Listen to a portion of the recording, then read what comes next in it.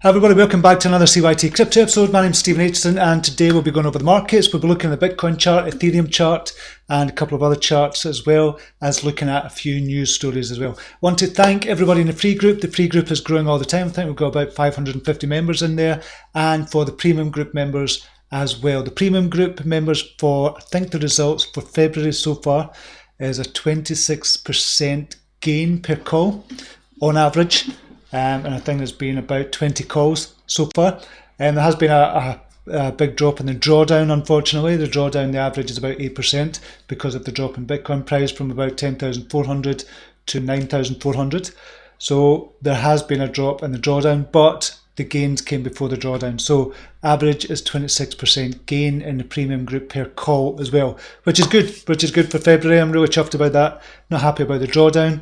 I'd like to keep that below 5%, the average, but that's the way the cookie crumbles. So that's it. If you'd like to join the premium group, there's a link down below. If you want to join the free group first, there's a link down below for that as well. And if you like this channel, remember to hit that subscribe button, hit the notification bell, and hit that like on the way out as well. Okay, let's crack on to it and get into the markets just now and see what is happening. Okay, we have an overall market capitalization now of $280 billion. Bitcoin going up slightly again, it's coming back up again, but we'll look at the chart in a second. So who's the winners and losers? We have Algorand at 24%, AION, Ren, DX Chain all up in double-digit greens. That's the only four in double-digit greens. And overall, Brave is being very slow again. So we've got about 50% in the green, 50% in the red. Who's the biggest loser? We have Decentraland, and they've just announced a $100,000 competition, well, a couple of days ago, as they launched to the public as well. So really excited about the future of Decentraland as well. So down 12% at the moment. ABBC coin 9.6%, Sia coin, Status, Bitcoin SB, PunDX, ELF all down, but not by that much, not by a great deal. To be honest. Okay, let's look at the Ethereum chart. First of all, what's going on there? $259 for the Ethereum chart. So it's still looking the same, as much the same as yesterday. It's a kind of a slow day today, I think, with regards to news as well as looking at charts as well. But Ethereum, I still think it's going to bounce back up. I think if we do go down, we're going to hit the support line around about $245. If we go below that, then we're looking at 200, around about the $200 level as going to be support as well, but we could go down to the 180. I don't think that's going to happen, to be honest. I don't think that is going to happen, but it could go down to that, so just be careful of that. And I wouldn't be too worried if it went down to below the $200 level. However, $200 is going to be another psychological support again.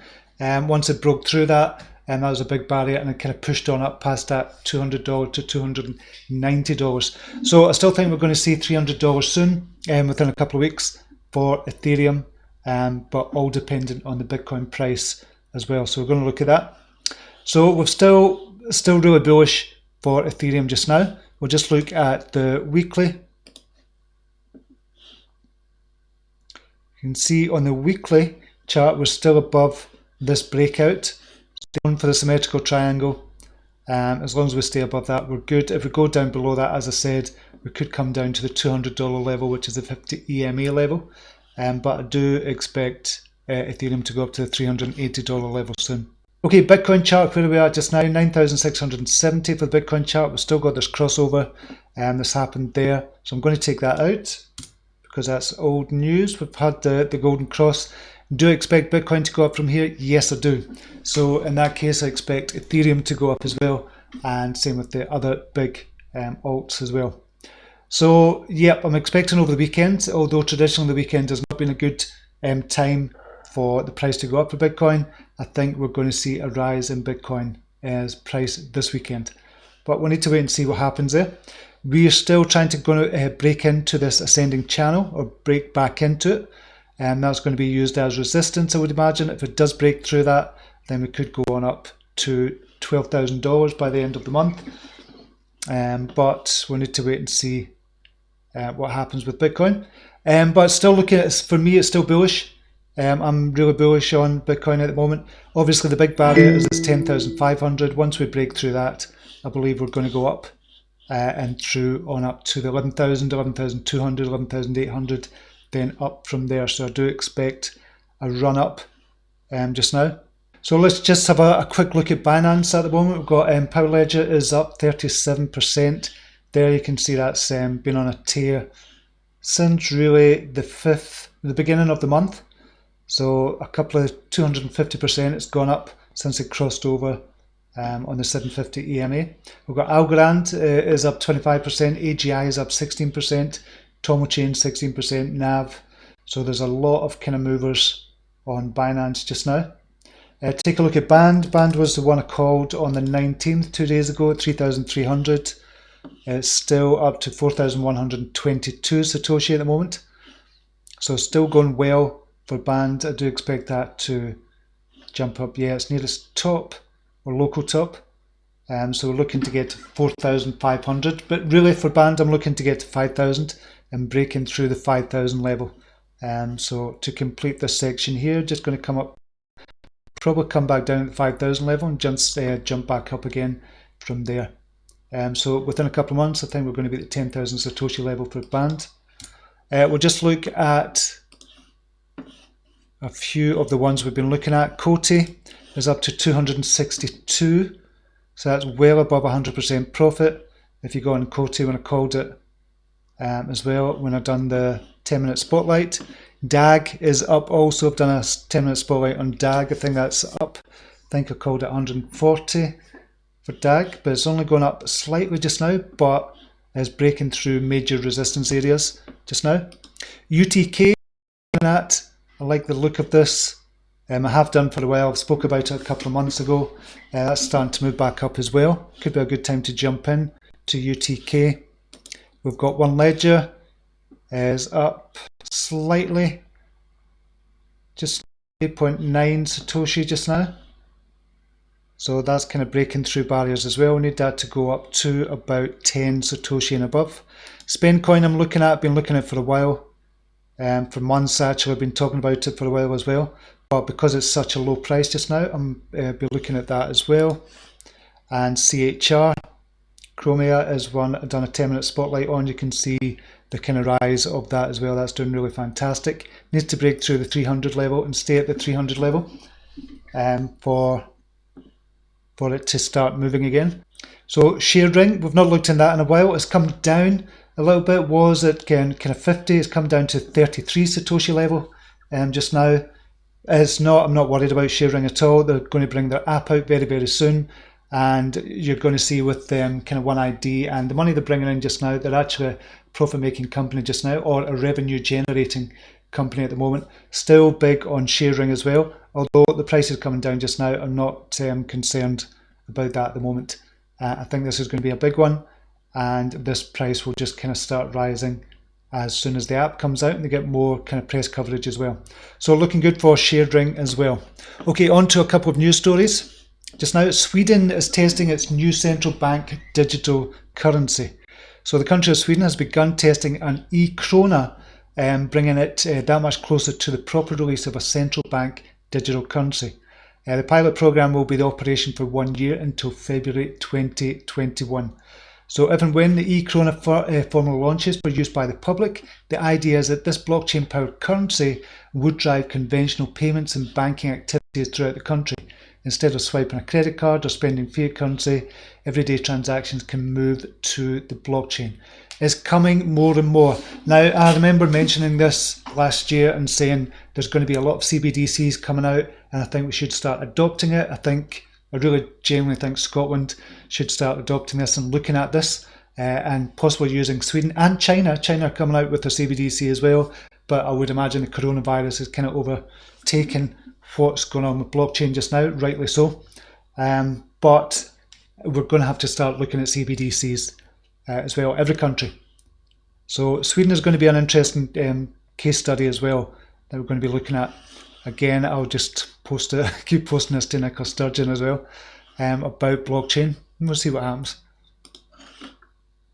And this is a news story from Crypto Briefing as well. Love Crypto Briefing, love their research. If you've not checked out Symmetry as well, check out Symmetry as well. They've got brilliant research for cryptos as well. Okay, we have United Nations is among new entrants in Forbes' second blockchain 50 list. So I looked at the blockchain 50 list for Forbes. We can see it here actually. So this, I thought this was going to be a list of blockchain companies that are kind of purely blockchain, but they're not. It's a list of kind of companies just now. Traditional companies like Amazon and Financial, which is we know Jack Ma is involved in as well. Anthem, Aeon, Baidu, engine in China. These are kind of traditional companies that are looking to move over to the blockchain or start to develop on the blockchain as well. So it's not the blockchain companies as we know them. This is really a list of traditional companies that are starting to move over to the blockchain. We've got Credit Suisse, De Beers, Dole Food. So it's not what I expected when I first seen the headline, but it's worthy of kind of mentioning as well and looking at these traditional companies, because there's always going to be a hybrid coming up. Well, there is going to be a hybrid, and there's starting to be a hybrid coming up between traditional companies and the blockchain companies as well, and how they're merging together. So it's going to be an interesting few years ahead for business in general. Top cryptocurrency analysts say $100,000 Bitcoin predictions way off base. Here's what they think BTC, or here's where they think BTC will land. So this was a discussion between Phil B and Tone Vase. And Tone Vase is saying BTC needs to close above 10,450 to signal that a bigger move to the upside is in store. Bitcoin came extremely close to that number on Wednesday, reaching 10,444 before plummeting to its current price of 9,500. It's gone up slightly. Phil B says his target for opening a long position is significantly higher. He's looking to see if and when BTC crosses 11,500. Phil B says, I think we're going to struggle to get past 60k. I think 60k is going to be a really, really troublesome level to get across. I'll certainly be looking to book in some serious profits at that point. And I think Tone Vase is actually going for a lower price of around 45,000. Now, but there's no way anybody knows what the price of Bitcoin is going to be. You can't, once it gets past the $20,000 level, it's a kind of free for all. You just don't know where it's going to land after that. So I know we kind of listen to these experts, and we have to kind of do our own research as well. But just kind of saying things like there's no way it's going to get past $60,000 or $45,000, it's just kind of crazy when you think about it, because nobody knows. It's never been past $20,000 before. So after the $20,000 level, nobody can tell. They can only look short-term kind of technical analysis and do short-term technical analysis on it. But there's no way anybody's going to be able to tell you what price is going to go to from here. They can only guess, and this is what they're doing. They're speculating and they're guessing. I'm guessing as to what it's going to go to as well, based on kind of charts. And I've said that before as well for a long while. We're talking round about the bottom area. If we're looking at the bottom, to get to $1 million, we're talking 5 years, 6 years. Going by this alone, that's all I can go by. And it's pure kind of guessing as well. And that's what everybody else does. It's pure guessing. So anything above $20,000 is pure kind of speculation. So it's just to say, do your own research, basically. Hardfork successful. The OBFT era has begun. So this is a tweet from Charles Hoskinson a few hours ago. Hardfork successful. The OBFT era has begun. And what is OBFT? It's the Ouroboros Byzantine fault tolerance. Hardfork will be activated as scheduled tomorrow, February the 20th, on the Cardano Byron mainnet. So this is a further move from proof of work to proof of stake protocol, from the Byron phase to the Shelley phase, and I think that's going to take about 6 weeks. So brilliant news for Cardano. Cardano's doing really well at the moment. I think they're about 610 Satoshi at the moment, and close to the bottom. I think it's going to have a brilliant 2020, as is XRP as well. XRP and Ripple is in the news a lot this week. Well, has been over the past couple of weeks as well. Other news, Bitcoin looking more attractive as US agencies seize legitimate money under civil asset forfeiture. So I thought this was an interesting story, but it's another story just to say, okay, we need Bitcoin, we need another cryptocurrency, because here's the backstory for it. It says 2 incidents have been reported in recent times. The first, which occurred in August 2019, when American media outlets reported that the Drug Enforcement Agency had retired a man's life savings worth just under $83,000 after he had handed the money to his daughter so that she could deposit the cash in a joint account. The DEA seized the money at Pittsburgh International Airport as she was boarding a flight to Massachusetts. Sounds a bit dodgy, to be honest. So does this one as well. The second occurred in September 2019 at Florida's Tampa International Airport. Florida Trucking Company had given a man $191,500 to purchase trucks, but airport security had only allowed carrying $10,000. And the owners of the company are suing the US Department of Homeland Security and the US Customs and Border Protection so they can obtain the remaining $181,500. Federal agencies are also saying that only $159,950 was confiscated. So that's a $21,000 shortfall. So the point of this story that they were kind of saying here is just to say we need blockchain more than ever, because you cannot get your cash seized at the airport or whatever. Okay, that's it for just now. Thank you very much for watching this. Do appreciate it, and whatever you're doing the weekend, have a brilliant weekend. And if you like these videos, hit that subscribe button, hit the notification bell, and hit that like on the way out as well. And join the free group down below. There's a link down below, and join the premium group as well. Link down below for that. I've shown you everything you're going to get in the premium group as well over the last couple of weeks, and I'll continue to show you that as well. It'd be brilliant to see you in there. And until next time, Namaste. Take care. Bye now.